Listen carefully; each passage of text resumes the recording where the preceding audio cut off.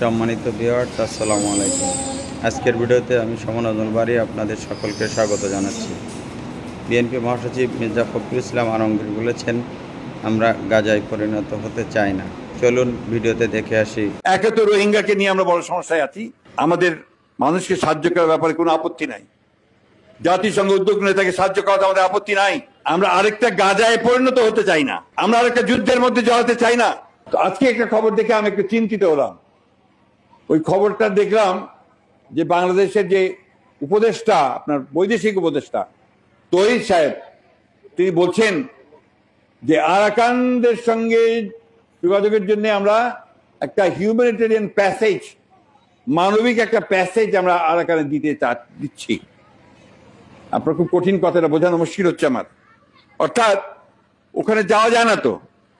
এখন আমাদের বাংলাদেশের এই যে চিটাগাং দিয়ে যদি যাওয়া যায়, তাহলে যাওয়া যাবে, গিয়ে ওই ওখানে যাওয়া যাবে, যোগাযোগ করা যাবে। এখন এই যোগাযোগ করার জন্য তারা এখানে একটা হিউম্যানিটেরিয়ান প্যাসেজ দিচ্ছে। কেমন ব্যাপারটা কি বুঝাই বলি একটু। যমুনা ইলেকট্রনিক্স ঈদে ডাবল খুশি অফার সিজন 3, যে কোনো পণ্য কিনলেই পাচ্ছেন নিশ্চিত ঈদ উপহার। গাজাতে যুদ্ধ হচ্ছে না, গাজাতে খালি বোমা ফেলতেছে তো আপনার ইসরায়েল, তাই না? ওই যে কাউ যাওয়া পারে না।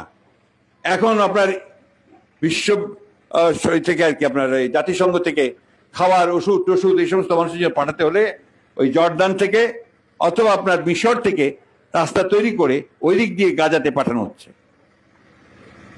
ভালো কথা, এটা মানবিক দরকার আছে।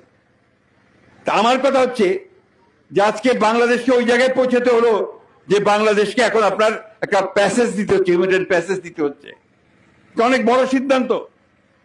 এই সিদ্ধান্তের সঙ্গে আমাদের স্বাধীনতা, সার্বভৌমত্ব এবং ভবিষ্যতে এই অঞ্চলের শান্তি স্থিতিশীলতা জড়িত আছে।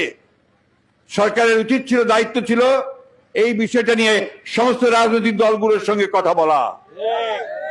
এটা কথা না বলে তারা এককভাবে সিদ্ধান্ত নিয়ে আজকে এই হিউম্যানিটেরিয়ান প্যাসেজ বলে তারা জায়গা দিচ্ছে। আমাদের মানুষকে সাহায্য করার ব্যাপারে কোনো আপত্তি নাই, জাতিসংঘ উদ্যোগ নিয়ে তাকে সাহায্য করাতে আমাদের আপত্তি নাই। কিন্তু এটা হতে হবে সমস্ত মানুষের সমর্থনে।